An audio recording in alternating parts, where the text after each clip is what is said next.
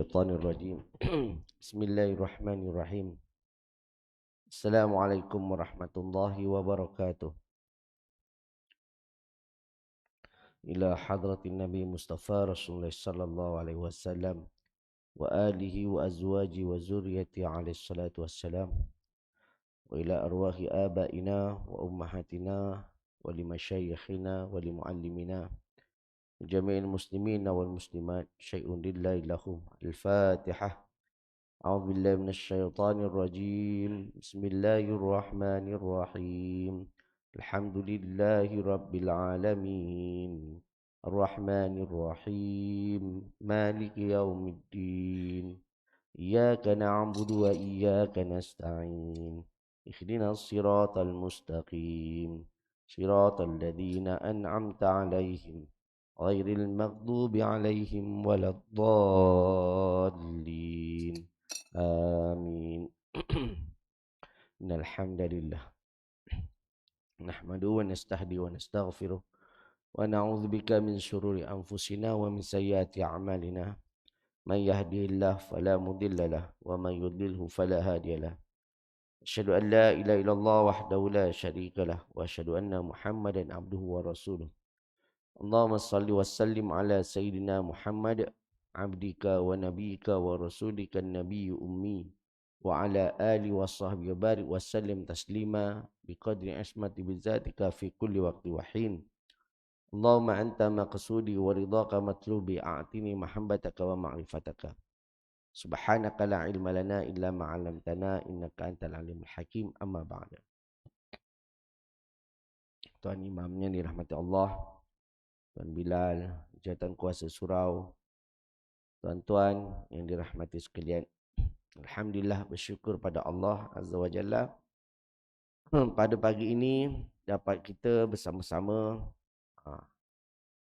untuk melaksanakan ibadah salat subuh dan seterusnya kita menyirami diri kita dan jiwa kita sedikit dengan tazkiyatun nafas, ya, iaitu peringatan untuk diri kita dan juga tazkirah lah untuk sama-sama kita mempelajari apa ilmu-ilmu yang ada dalam Islam. Dan saya juga, ya, sekarang ni bulan Syawal. Apa yang Nabi sallallahu alaihi wasallam apabila ketika masuk, ya, bulan Syawal, selepas habis bulan Ramadan, Rasulullah sallallahu alaihi wasallam dia mendoakan supaya segala amalan yang kita kerjakan ini Allah terima. Sebab tu ucapan Nabi, taqabbalallahu minna wa minkum. Itu dia. Ya, kullu amin wa antum bi khair. Ini. Yang terakhir baru minal aidin wal faizin. Minal aidin wal faizin yang belakang. Pertama Rasul kata taqabbalallah. Ya, jumpa masuk dalam bulan Syawal, ya, taqabbalallah. Ya. Semoga Allah SWT menerima dan mengkabulkan apa yang anda lakukan sepanjang kita lakukan ibadah dan apa yang aku lakukan. Kita mohon pada Allah supaya Allah mengkabulkan. Ini doa Nabi. Ya. Berjumpa dengan orang Islam dia, taqabbalallah minna wa minkum. Itu dia. Semoga Allah mengkabulkan segala apa yang telah dilakukan kita dan kamu. Macam tu. Lepas tu, kullu amin wa antum bi khair. Kemudian, semoga Allah Subhanahu wa taala sepanjang hayat kamu ini Allah memberikan kebaikan. Itu doa Nabi. Ya, lepas tu lah menyambut minal aidin wal faidin. Kembali kepada aidin, kembali kepada keceriaan. Ya, dan kamu dalam keadaan keberuntungan dan kemenangan. Itu. Tapi kita yang panjangnya kita minal aidin wal faizin. Ya, yang kenangan atau ibadah yang kita buat tu kadang sampai jadi lupa, tuan-tuan. Masya-Allah. Baik. Pagi ini saya nak berkongsi dengan tuan-tuan berkaitan dengan, ya, kisah Rasulullah sallallahu alaihi wasallam bersama dengan para pengusung kebatilan. Ya. Nabi SAW dengan pengusung kemungsung kebatilan ni maknanya apa? Orang-orang yang menentang Nabi. Ya. Tapi tapi yang kita nak melihat ni apa, macam bagaimana sikap Nabi terhadap musuh Nabi, terhadap apa orang bukan Islam, terhadap orang yang menentang Nabi, menentang Islam. Itu macam mana sikap Nabi? Yang perlu kita jadikan pengajaran, dan benda tu kadang ada pada diri kita yang perlu kita contohi kepada Rasulullah SAW. Okey. Baik. Pertama, bagaimana Nabi bersama dengan kaum Yahudi. Ya. Jadi diceritakan di sini, orang yang mengkaji kehidupan Rasulullah SAW, dia akan menemukan bahawa kadang-kadang Nabi SAW menyangkal kaum Yahudi.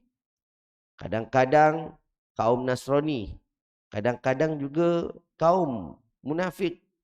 Dan kadang-kadang juga kepada orang-orang musyrik. Maknanya, tak semua orang kadang Nabi ni semuanya prasangka baik. Ya, tak semua orang. Dengan sahabat pun kadang ada juga.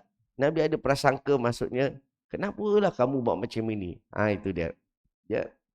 Maknanya, dengan orang Yahudi, dengan orang Nasrani, orang munafik, dan juga orang-orang musyrikin ni, ini dah pasti mereka ni menentang Nabi. Sudah pasti mereka ni tidak mahu mengikuti apa yang Nabi lakukan. Itu sebab itu dalam diri Nabi itu ada, ya, dia ada perasaan apabila bersama dengan orang yang bukan Islam ini, dia bersikap tegas dan bersikap keras terhadap mereka. Ini disebutkan dalam Al-Quran sifat Nabi sallallahu alaihi wasallam, ya. Walladzina ma'ahu asyidda'u 'alal kuffar. Ini disebutkan. Lepas tu ruhama'u bainahum. Rasulullah sallallahu alaihi wasallam apabila mereka ini berjumpa, apabila Rasulullah sallallahu alaihi wasallam ini berhadapan kepada orang-orang kafir, ya, asyidda walal kufar, dia ni tegas. Maksudnya apa? Bagi mereka orang kafir yang memang dia tak terima Nabi lah, maka Nabi tak ada toleransi. Yang tidak menerima Nabi, tapi kalau contohnya dia boleh menerima Islam, dia boleh menerima nasihat Nabi, maka Nabi pun ruhama. Nabi pun dia bersifat kasih sayang. Ya, Nabi bersifat kasih sayang. Tapi orang yang menentang, yang mereka ini memang cuba memusuhi Islam. Orang bukan Islam memang dia musuh Islam, tak terima Islam.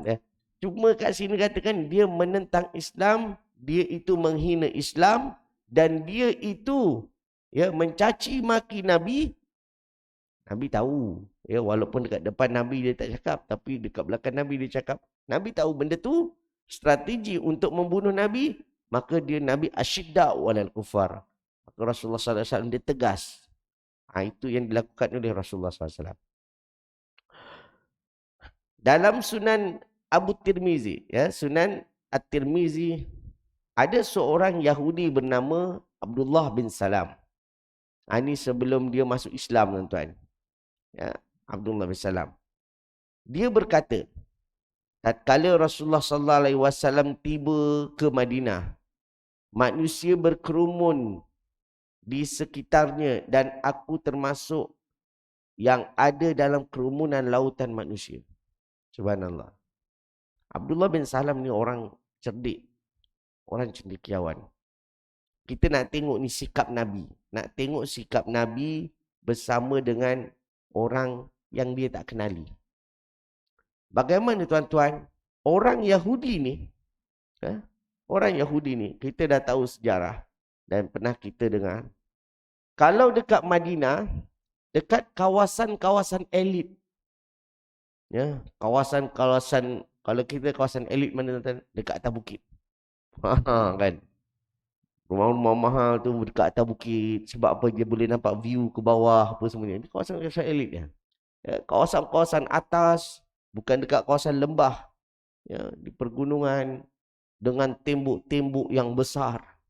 Dan orang Yahudi ni, mereka ni kalau contohnya berkawan, mereka ni bergaul ni, sesama mereka je. Sama orang lain, dia musuh. Itu caranya. Jadi, ketiga dekat Madinah ni, sebelum datang Rasulullah SAW, dua kaum yang sentiasa bertelagah, kaum majoriti yang sentiasa bertelagah. Di antara mereka sama-sama orang Arab daripada suku Aus dan Khazraj. Paling ramai dekat situ. Berpuluh tahun, sampai dia kata beratus tahun. Mereka ni tak pernah bersekufu. Selagi mana ada orang Yahudi dekat situ, mereka tidak akan sentiasa bersepakat. Contoh tuan-tuan, orang Aus ni, ketika mana mereka dah hidup dalam keadaan damai, mereka hidup dalam keadaan tenang. Tetapi Yahudi dekat situ, dia menjadi apa? Menjadi kepala-kepalanya. Atau dia yang mengkontrol hidup orang-orang Aus dan Khazraj. Jadi dia pandai. Ekonomi dia pegang pada waktu itu. Ya. Macam mana untuk urusan hidup dekat Madinah, dia pegang. Maksudnya urusan politik dia pegang. Akhirnya apa tuan-tuan? Ketika orang Yahudi nampak Aus dia hidup tenang, kata Khazraj dia hidup tenang, kata ini tak boleh jadi ni, tak boleh jadi. Jangan bagi mereka ni sama-sama tenang. Nanti mereka akan memakan kita. Jadi dia akan cucuk jarum di antara salah satunya sehingga berlakunya permusuhan. Ada masalah kecil je tuan-tuan. Masalah contoh pernah berlaku ya, apabila ada seorang pemudi daripada Aus, dia berjalan ke pasar. Dia berjalan ke pasar, kemudian ya, dia berjalan ke pasar, dia beli-beli barang, ada orang Khazraj. Ya, ada orang Khazraj, tak beli dengan diam-diam. Kemudian orang Yahudi dia bagi tahu kepada orang Khazraj. Dia bagi tahu kepada orang Aus apa? Orang apa, kamu mempunyai wanita yang cantik-cantik tetapi macam mana digodai oleh orang-orang Khazraj. Mereka menipu dalam timbangan, mereka mengatakan ini orang macam ni, ini orang daripada kalangan apa, dia menghina, ya, dia bagi tahu kepada orang-orang apa Aus itu, orang Khazraj ni menghina perempuan itu. Bagi tahu macam itu je. Ya. Saya yang jual dekat pasar, saya nampak ni. Kalau tak bagi tahu ni, cuba tengok bagi tahu. Dia jumpa dengan bagi tahu berapa orang Yahudi, akhirnya akan bertelaga sampai ada yang meninggal dunia. Sampai membunuh-bunuh. Itu yang dilakukan oleh orang-orang Yahudi. Jadi apabila mereka bertelagah di antara mereka, ya, sesama orang Arab, ya, bertelagah di antara mereka, akhirnya mereka akan memikirkan sesuatu macam mana untuk menyerang musuh. Tak sempat mereka nak membina kekuatan mereka sendiri. Itu yang berlaku tuan-tuan. Ini kata contohlah kan. Kita ni. Kita sama kita. Macam tu saya apa, kita yang si A ni dia bermusuhan kepada yang si B. Ni nak pergi kenduri makan ni. Nak kenduri makan. Nak pergi kenduri makan. Kita nampak si B, datang dia. Dia pun nampak, datang tu. Sebelum bertemu tu tuan-tuan, dalam fikiran apa aku nak, aku tak boleh, apa aku nak cakap dengan dia. Kita dia je macam tu kan. Yang A ni aja akan tanya, apa yang aku nak cakap dengan dia. Benda masa dia akan cakap kerosakan, keburukan, penghinaan yang ada pada pihak A. Yang B pun sama je nampak. Dia akan cakap pada kerosakan berkaitan dengan apa dia? Kecelaan yang ada daripada pihak B. Macam tu. Dia akan fikirkan keburukan orang lain. Yang sana pun dia akan fikirkan keburukan orang ni. Akhirnya apa berlaku? Apabila bertembung, dia akan marah, saling marahi, bergaduh. Ni orang yang lain satu lagi tengok, datang. Makanan itu dimakanlah.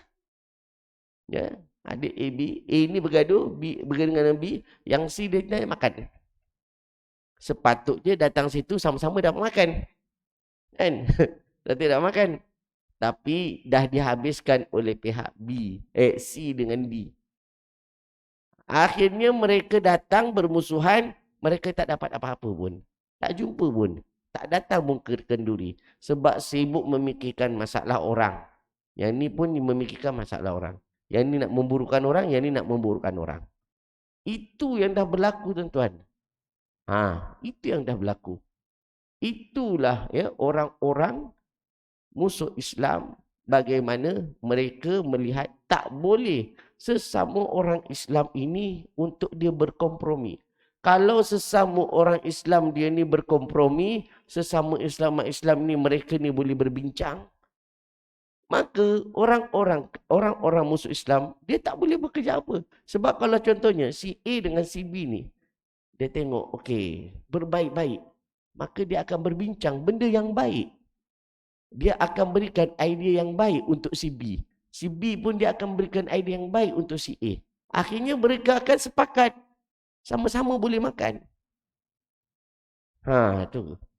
Dan perancangannya bukan makan dia. Lepas daripada tu jumpa akan bincang benda yang lebih bagus. Itu dia. Itu yang berlaku tuan-tuan. Jadi Abdullah bin Salam ini, cerita pada Abdullah bin Salam ni. Dia dapat dengar dah. Kan? Kata Nabi datang ke Madinah untuk membawa kedamaian. Jadi pada waktu itu dia melihat suasana. Orang-orang Aus dan Khazraj, sebahagiannya itu, sebahagian kecil dah masuk Islam. Mereka membuat persiapan untuk menyambut Rasulullah SAW. Ni 2 minggu, 3 minggu sebelum Rasulullah sampai itu, dia dah tahu Rasulullah akan berhijrah ke Madinah. Jadi pada waktu itu, sama waktu belum nama Madinah. Ya, namanya Yasrib. Nama tempat tu Yasrib. Jadi pada waktu tu, ya, Rasulullah SAW dalam perjalanan mereka dah bersiapkan diri. Akhirnya ketika datang Rasulullah, sampai mereka membuat syair menyambut Rasulullah, ya, dengan syair puji-pujian kepada Rasulullah. Yang kita apalah, tala'al badru alaina, macam tu. Ya. Akhirnya apa yang berlaku tuan-tuan? Orang ini, Abdullah bin Salam ini, dia merasa kehairanan melihat keadaan Madinah pada ketika itu. Jadi dia pun bersama. Datang Rasulullah, orang semua nyambut dia dengan gendang. Tala'al badru alaina min saniyati wada'a. Ya. Pada waktu itu memuji Rasulullah, dianggap Rasulullah ni bagaikan bulan purnama yang cantik pada waktu itu. Ya. Ini dia kata, dia berkerumun. Abdullah bin Salam dia berkerumun di sekitar, dan aku termasuk ada yang berkerumun antara mereka di lautan manusia. Mereka sentiasa mengitarinya di pasar. Saya mencari-cari dengan jelas akan wajahnya, akan wajah Rasulullah. Mana yang mereka ni kata ni, Nabi Muhammad ni orang yang dicari-cari, mana satu macam tu. Ketika saya melihat wajahnya, saya mengetahui bahawa beliau sama sekali tidak ada tanda-tanda kebohongan di sana. Wajahnya bagaikan rembulan pada malam ke-14.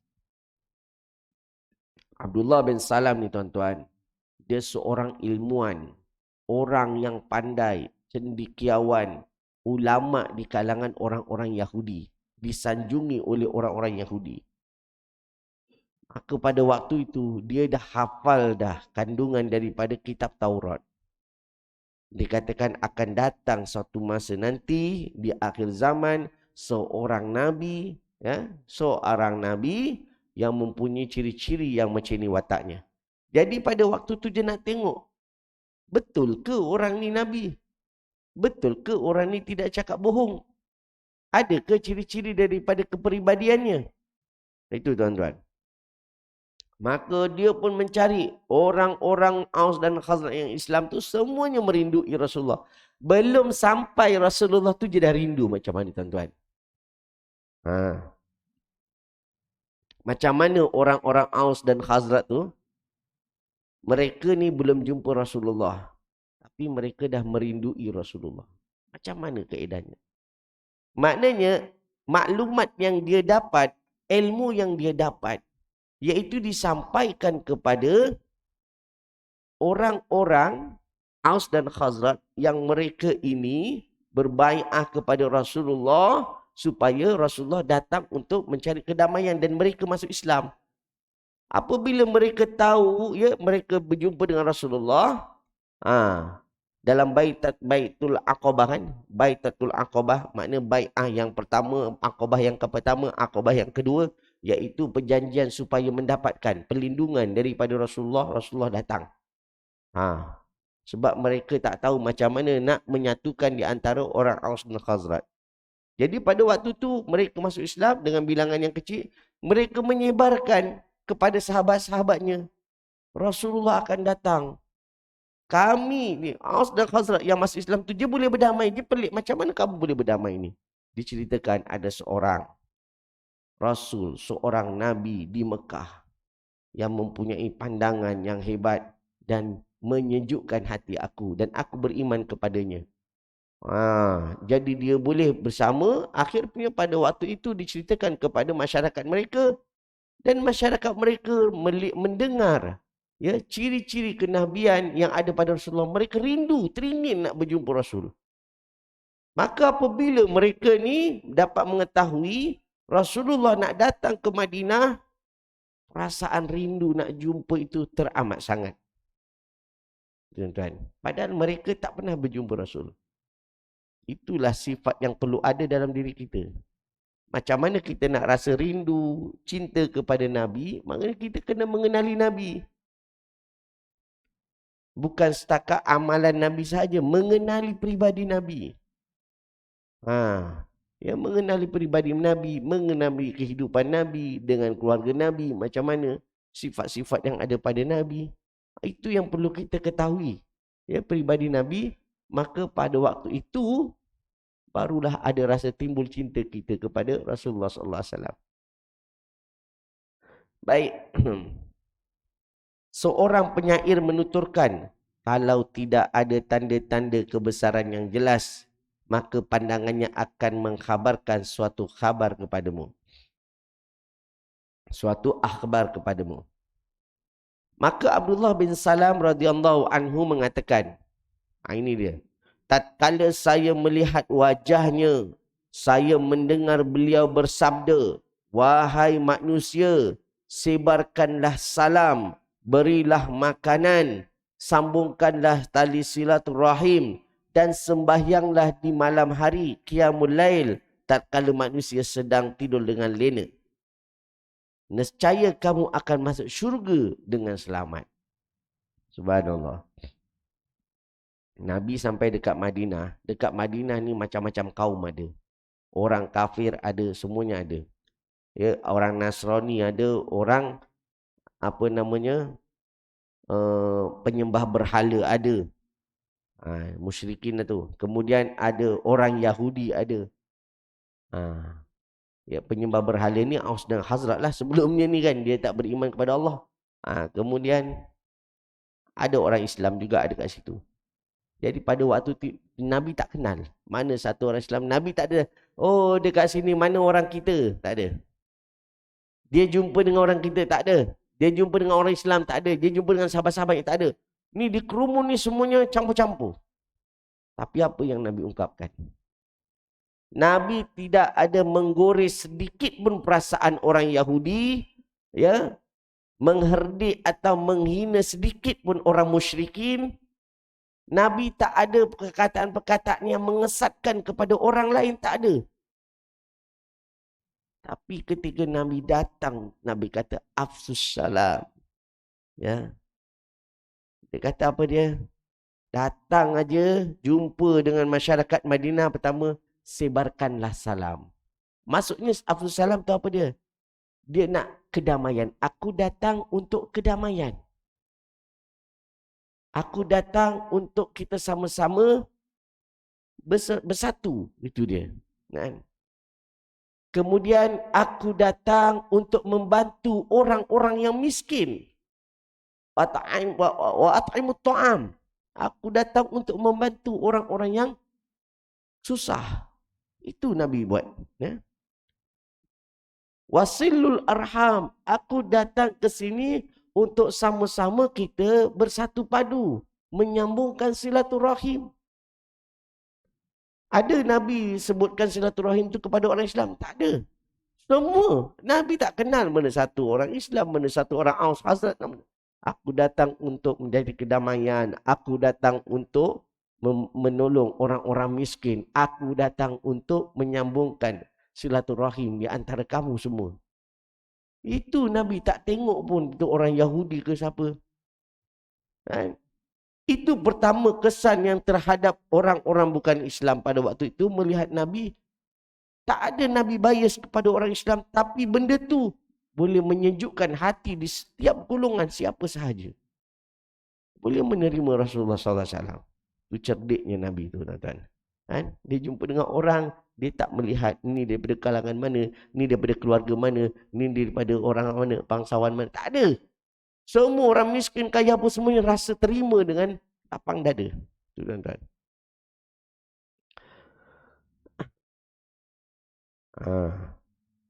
Maka Abdullah bin Salam mengatakan, pada waktu tu dia datang berjumpa dengan Rasulullah.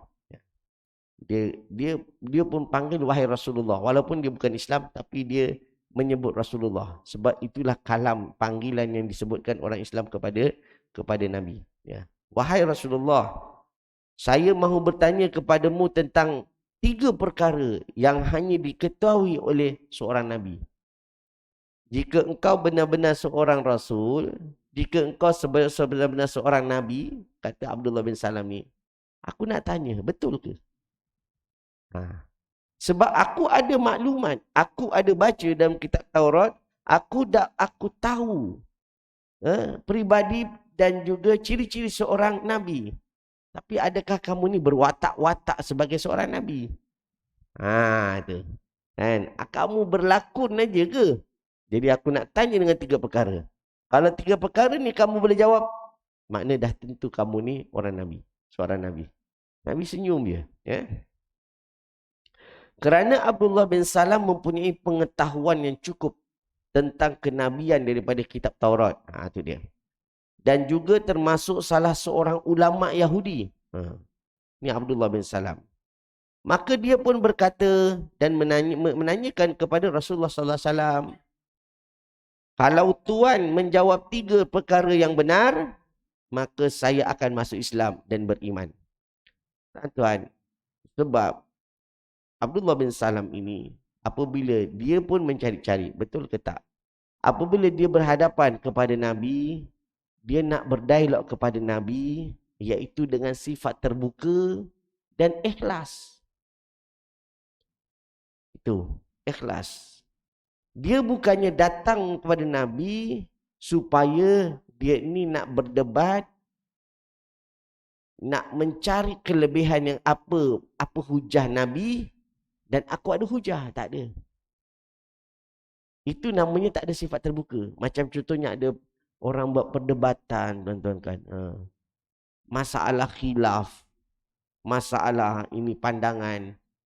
Apabila mereka dah berjumpa, mereka berdebat, ni dah ada pandangan mereka sendiri. Ni dah ada pandangan. Yang ini nak menyalahkan pandangan ni. Yang ni nak menyalahkan pandangan ni. Akhirnya tidak akan ada titik pertemuan. Tak ada. Sebab apa? Sebab sama-sama bukannya nak mencari perdamaian. Bukan. Impaknya akan menjadi permusuhan. Sebabnya tu perdebatan sepatutnya tidak boleh dipertontonkan. Ini hanya di kalangan orang-orang ilmuwan. Kalau yang dipertontonkan, yang menjadi yang menjadi kesannya itu kepada orang awam yang tak tahu. Dia tengok siapa yang bercakapnya lebih keras, siapa yang bercakapnya ni lebih lancar. Hebat ini.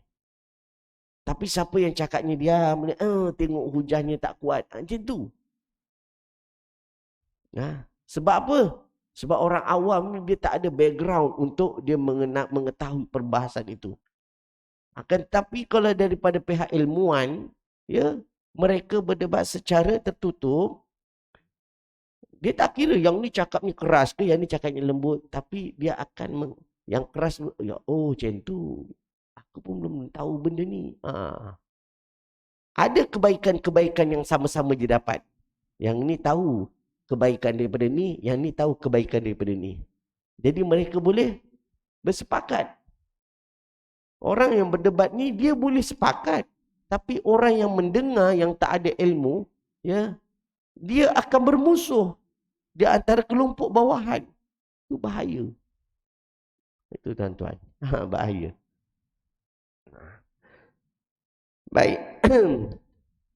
Tapi ini cerita Abdullah bin Salam ni tuan-tuan, apabila dia berjumpa dengan Rasulullah sallallahu alaihi wasallam, dia bertanyakan kepada Rasulullah dengan sifat yang terbuka. Sebab tu dia kata, ya Rasulullah, aku ikhlas ni ya Rasulullah. Ya, jika engkau dapat menjawab apa yang aku tanyakan ini, ya, dan aku yakin jawapan kamu tu benar apa yang ada dekat dalam kitab Taurat, aku akan beriman kepadamu ya Rasulullah. Itu dia. Maka dia pun tanya, oi, pertanyaannya bukan tanyaan biasa tuan. Pertanyaan yang luar biasa. Apa yang dia tanya? Pertama,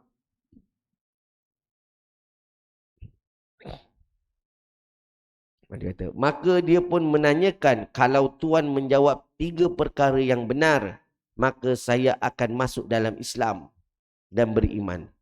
Rasulullah sallallahu alaihi wasallam mengatakan, apa yang kamu masukkan? Macam ada benda yang besar aja sampai kamu menggadaikan agama kamu. Macam tu.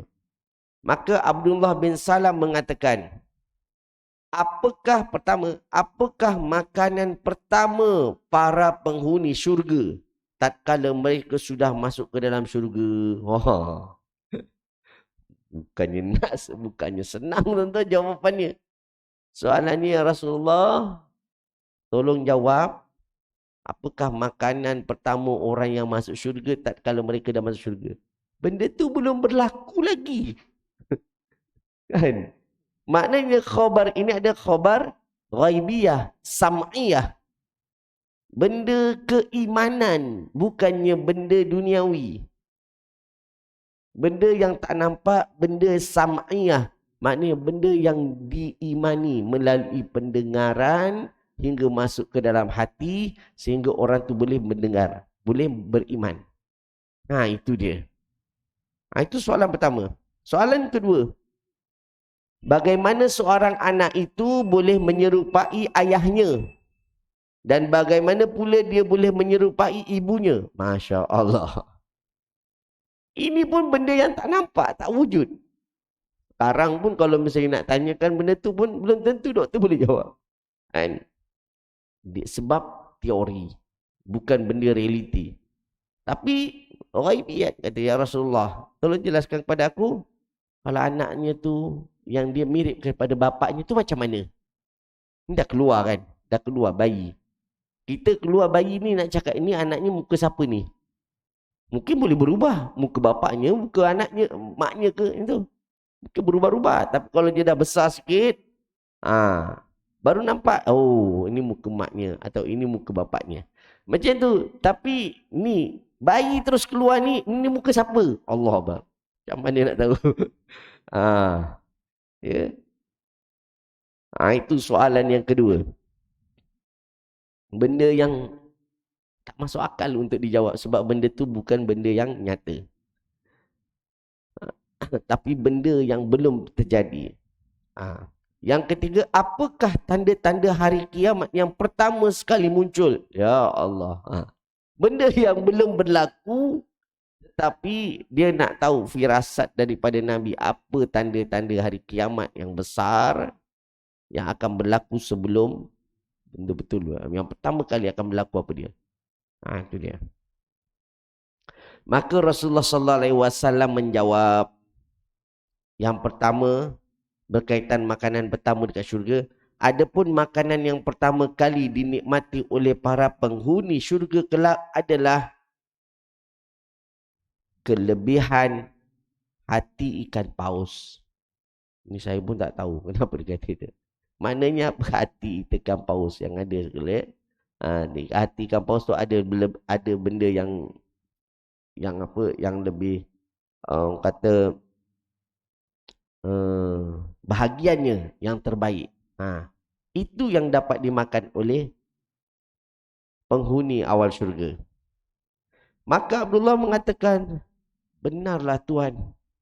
Itu yang aku tahu dekat dalam kitab Taurat.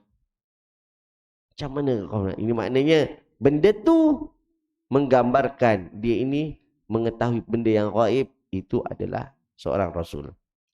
Itu soalan pertama. Soalan kedua dia tanya. Ya?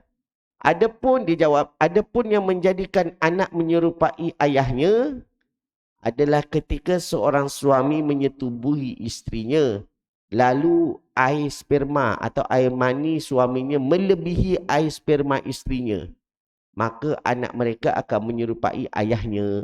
Ini Nabi bagi tahu. Ya. Dan kalau air sperma isterinya melebihi air sperma suaminya, maka anak mereka akan menyerupai ibunya. Ini bukannya laki perempuan, ni rupa seorang. Ya, kalau misalnya lakinya tu lebih air maninya daripada perempuan, maka spermanya itu dia mukanya muka bapak dia. Kalau ibunya lebih, maka ikut ibunya. Itu yang Nabi bagi tahu. Ya, benda yang tak dapat mana kita tahu, kita lebih banyak tahu tak? Itu tuan-tuan ya. Masya Allah. Hebat ya jawapan Nabi sallallahu alaihi wasallam. Abdullah bin Salam mengatakan, Tuan benar. Ya. Dalam kitab dekat Al-Quran benda tu tak disebutkan tuan-tuan. Ya. Tetapi dalam kitab Taurat ada benda tu. Makanan pertama dalam Al-Quran tak disebutkan, dalam tak ada ya. Dalam Al-Quran menyebutkan berkaitan dengan kejadian manusia. Dalam Taurat ada benda ni disebutkan. Tapi Nabi tahu. Jawapan yang ketiga. Sedangkan tanda hari kiamat yang pertama sekali adalah api yang mengumpulkan manusia daripada timur dan barat. Itu macam mana tu? Dari timur. Maknanya timur, inilah negara timur. Kita termasuklah negara timur. Kan? Asia timur. Lepas tu barat. Macam tu. Yang mengumpulkan daripada timur dan barat. Jadi itu banyaklah dia punya apa huraiannya. Ya. Tapi itulah yang apabila dijawab oleh Nabi SAW tanpa ada kiasan-kiasan pun. Sama hatikan paus. Yang kedua siapa? Tengok spermanya siapa yang lebih kuat, maka dia akan tubuh anaknya. Yang ketiga, ada api yang berhimpun daripada timur dan barat, dia akan satu. Masya Allah. Maka itulah tanda awal hari kiamat. Tanpa berselidung, Nabi tak ada kias-kias macam ini, tak ada. Ya. Terus Abdullah mengatakan, Masya Allah, benar Tuan. Dia kata, wahai Rasulullah, apa yang engkau jawab itu adalah benda yang jelas yang aku faham, yang aku pelajari sebelum ini. Dan inilah antara ciri-ciri kenabian. Dan aku bersaksi bahawa tiada Tuhan melainkan Allah. Dan engkau adalah Rasulullah. Asyhadu an la ilaha illallah wa asyhadu annaka Rasulullah sallallahu alaihi wasallam. Terus dia bersaksi tuan-tuan, masya-Allah. Ini hebatnya, ya. Kemudian dia mengatakan, ini perkara yang penting ni, ya. Apabila dia dah ikhlas masuk Islam, maka dia bersahabat dengan Nabi dan dia berkata dengan Nabi. Apa yang dia kata? Wahai Rasulullah, sesungguhnya kaum Yahudi adalah kaum yang menipu, kaum yang suka menipu dan yang suka berbuat kemungkaran. Kalau sekiranya mereka mengetahui saya masuk Islam, mereka akan mencelaru. Maka jangan Tuan beritahu pada mereka bahawa aku sudah masuk Islam. Masukkanlah aku ke dalam bilik belakang dan tanyailah mereka tentangku. Ada. Dia kata, sifat orang Yahudi ni, wahai Rasulullah, mereka suka menipu orang. Mereka suka melakukan kezaliman, kemungkaran terhadap orang. Dia suka melakukan kerosakan, kezaliman, kemungkaran. Itu dia. Mereka suka bergaduh dengan orang lain. Ini pesanan Abdullah bin Salam kepada Rasulullah. Kalau kau tak percaya Rasulullah, kau tolong letak aku dekat satu bilik. Nanti kau panggil dia. Kau tanyakan kepada mereka tentang aku. Macam tu. Ini idea Abdullah bin Salam. Supaya Rasulullah kenal siapa itu orang Yahudi. Maka Rasulullah SAW pun memasukkannya ke dalam bilik dan menutupnya. Lalu beliau memanggil orang-orang Yahudi. Yang penduduk orang Yahudi dekat luar, yang lalu minta, ialah orang Yahudi bukannya dia duduk dekat tembok, itu sama mereka. Mereka pun bergaul-gaul juga dekat luar dengan orang-orang Aus dan Khazraj. Dipanggil orang-orang Yahudi. Siapa di kalangan kamu orang-orang Yahudi? Boleh aku mengenali kamu? Boleh kita bersilaturahim? Saya nak kenal. Siapa di kalangan kamu orang Yahudi? Datanglah ke saya. Datang ke rumah saya. Datang. Jadi datanglah mereka. Wahai Muhammad, ya kami orang Yahudi. Kami bangga sebagai orang Yahudi. Itu dia. Maka selepas itu, memanggil orang Yahudi, mereka pun duduk. Maka Rasulullah SAW berbincang-bincang dengan mereka. Aku sini nak sembang santai, Nabi. Saya nak bersembang-sembang dengan kamu. Saya nak mengenali kamu. Jadi orang Yahudi pun tak jadi masalah. Okey. Kemudian dia pun bertanya kepada orang-orang Yahudi. Wahai kaum Yahudi, kamu kenal Abdullah bin Salam? Siapa pula tak kenal? Dia kata, kami semuanya kenal. Kenapa wahai Rasulullah? Kata, ya. Bagaimana pendapat kalian tentang Abdullah bin Salam? Maka mereka menjawab, ya. Abdullah bin Salam itu, dia adalah tuan kami dan anak kepada tuan kami. Maksudnya apa? Dia ini tuan kami dan dia ini pelindung kepada kami. Anak kepada kami, dia jadi pelindung. Dia juga orang yang terbaik di kalangan kami dan anak daripada orang yang terbaik di kalangan kami. Orang yang hebat. Pelindung. Sampai dia kata macam tu. Sampai dia gelarkan Abdullah bin Salam ni orang yang terbaik dan boleh menjaga maruah orang-orang Yahudi tu. Dia juga seorang yang terbaik daripada kalangan kami dan anak yang terbaik kami. Dia juga orang yang terpintar kami dan anak daripada orang terpintar kami. Dan dia juga termasuk salah seorang ulama kami dan anak daripada ulama kami juga. Masya Allah. Maknanya bukannya dia menghormati sahaja Abdullah bin Salam, kedudukannya, tetapi Abdullah bin Salam itu segalanya untuk kami. Macam itu tuan-tuan. Disanjungnya Abdullah bin Salam tu. Ya begitu hebat. Jadi Nabi pun alhamdulillah. Baguslah. Ya. Kamu kenal ke ya Rasulullah? Kamu kenal ke Muhammad bin Salam? Lepas tu saya nak tahu je macam mana Abdullah bin Salam. Saya pernah dengar orang yang nama Abdullah bin Salam kata. Saya mengenali Abdullah bin Salam. Tapi saya nak tahu pandangan kamu terhadap Abdullah bin Salam. Itu jawapan Rasulullah. Maka Rasulullah SAW berkata, bagaimana pandangan dan pendapat kalian semua kalau sekiranya dia masuk Islam? Terkejut dia. Terkejut. Kata. Mereka menjawab, semoga Allah melindunginya daripada perkara yang demikian. Takkanlah wahai Muhammad dia nak masuk Islam. Dia orang Yahudi pure. Dia ni tahu dia boleh melanda, dia menasihati kami apa semuanya. Takkanlah dia nak meninggalkan agama dia. Macam tu. Itu jawapan daripada orang Yahudi. Tak mungkin, tak mungkin. Tiba-tiba pintu terbuka dekat dalam. Pintu terbuka.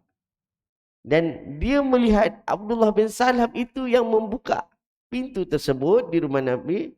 Lalu keluarlah Abdullah bin Salam seraya berkata, wahai sahabat-sahabatku orang Yahudi, sini aku nak beritahu. Asyhadu an la ilaha illallah wa asyhadu anna Muhammadar Rasulullah. Dia bagi tahu, aku bersaksi bahawa tiada Tuhan melainkan Allah dan aku bersaksi bahawa Muhammad ini adalah Rasulullah, utusan Allah. Ya, betul apa yang dikatakan oleh Rasulullah, aku dah masuk Islam. Terkejut orang macam tu. Memanglah kan, dalam masa singkat semalam dia tahu Abdullah bin Salam tu cerita berkaitan dengan akhlak orang Yahudi, menjaga maruah orang Yahudi. Tiba-tiba dia tak ada cakap sikit pun pasal Nabi Muhammad. Jumpa Nabi Muhammad seketika itu bertanya terus masuk Islam. Subhanallah. Tu dia. Maka dengan serta-merta mereka mengibaskan baju mereka, marah. Oh, macam tu. Aduh. Tiba-tiba raut wajah mereka lain. Dia melihat Abdullah bin Salam tu daripada bersinar-sinar jadi gelap gelita. Macam itulah. Kan? Dengan serta mereka mengibaskan baju mereka seraya mereka berkatakan, Muhammad, kalau kau nak tahu siapa ni Abdullah bin Salam, dia adalah orang yang jahat dan anak daripada orang yang jahat di kalangan kami.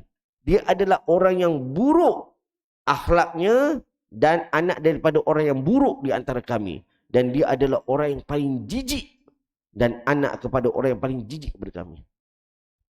Ini orang tak boleh pakai sebenarnya. Abdullah bin Salam senyum aja. Abdullah bin Salam senyum. Jadi dia katakan, Rasulullah, betul kan apa yang aku katakan? Inilah sifat orang Yahudi. Mereka suka menipu dan mereka suka mencari permusuhan di kalangan orang lain. Dengan orang lain dia suka sekali juga. Telah aku khabarkan awal kepadamu ya Rasulullah, tengok sifat mereka. Kalau mereka dia tidak menipu, maka dia tadi apa yang dia cakap dia takkan. Ini di depan-depanmu ya Rasulullah.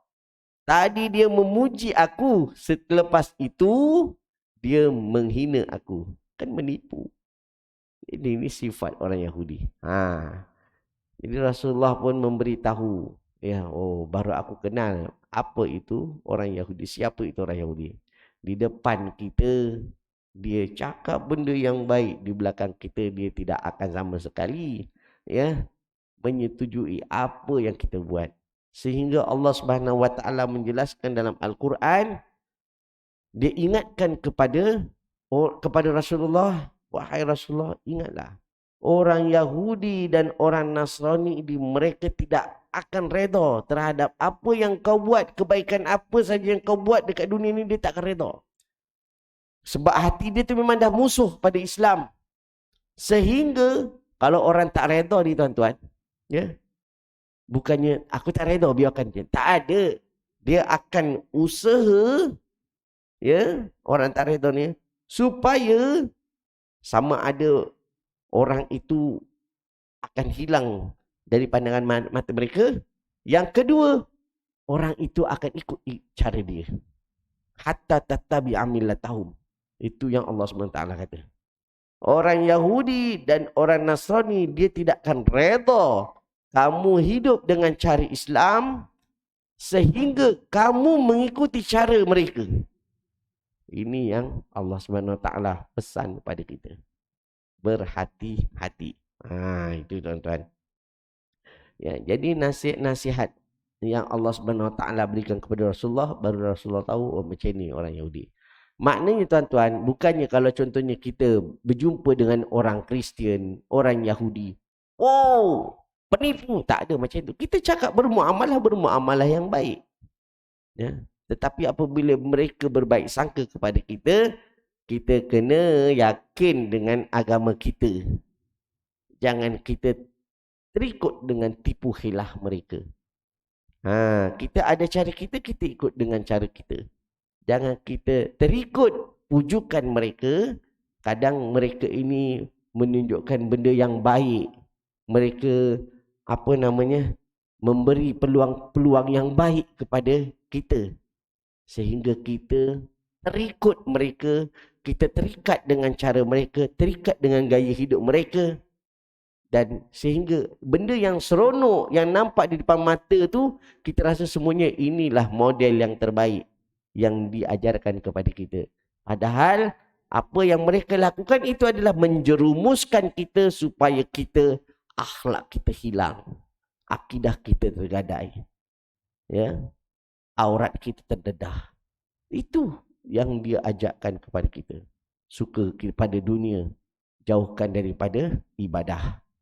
Itu yang orang-orang Yahudi cuba dia mengaburi mata supaya kita nampak baik, elok, seronok je.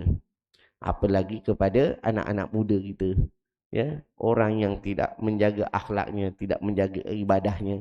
Ya, zikrullahnya tu ada, baca Al-Quran itu jauh sekali. Semudah sekali terpesong. Ya, dengan mainan-mainan yang dibawa oleh orang-orang Yahudi ini, tuan-tuan. Jadi inilah ya yang Rasulullah sallallahu alaihi wasallam dijelaskan kepada kita salah satu sifat bagaimana Rasulullah sallallahu alaihi wasallam tegas kepada orang-orang kafir, orang-orang Yahudi, orang-orang Nasrani. Sebab apa? Sebab tujuan mereka itu adalah nak menghancurkan Islam. Ini yang memberitahu adalah orang Yahudi sendiri. Tetapi orang Yahudi yang mereka ni benar-benar beriman dengan kitab Taurat sehingga mereka masuk pada Islam. Macam itu juga, bukannya kita katakan orang Yahudi ni tak ada yang masuk Islam. Ramai orang Yahudi, ramai orang Kristian yang dia masuk Islam. Sebab dia nak cari kebenaran. Ya. Tetapi yang memusuhi Islam tadi samalah. Macam tadi saya katakan, orang yang nak berdebat kan, dia bukan nak cari kebenaran, dia nak mencari kelemahan orang tu. Dia nak mempertahankan hujah dia.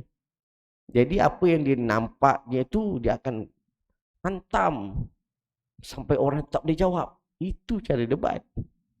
Bukannya dia nak memunakosha supaya mencari titik persamaan, tak ada. Itu tuan-tuan. Jadi itulah tuan-tuan, minta Allah SWT sedikit ya perkongsian yang saya dapat ceritakan dengan tuan-tuan berkaitan dengan sikap orang Yahudi yang dijelaskan oleh mantan Yahudi tadi, Abdullah bin Salam, sehingga Allah SWT menerima dan meredai hidupnya, dan dia di antara sahabat Rasulullah yang dekat dengan Rasulullah sallallahu alaihi wasallam. Okey. Sekian perkongsian pagi ini. Semoga yang baik itu datang Allah SWT. A'udzu syaitan rajim. Bismillahirrahmanirrahim. Alhamdulillah alamin. Wassalatu wassalamu ala asyrafil anbiya'il mursalin wa ala alihi washabihi wasallam. Allahumma ij'al jam'ana hadza jam'an marhuma wa tafarraqana min ba'di tafarruqan ma'suma. Allahumma innal haqqa haqqa wa zina ittiba'a wa innal batila batila wa zina ijtinaba. Sallallahu ala sayyidina Muhammad wa ala alihi washabihi wasallam. Alhamdulillah alamin. Subhanakallahumma bihamdika asyhadu an la ilaha illa anta astaghfiruka wa atubu ilaik. Assalamualaikum warahmatullahi wabarakatuh.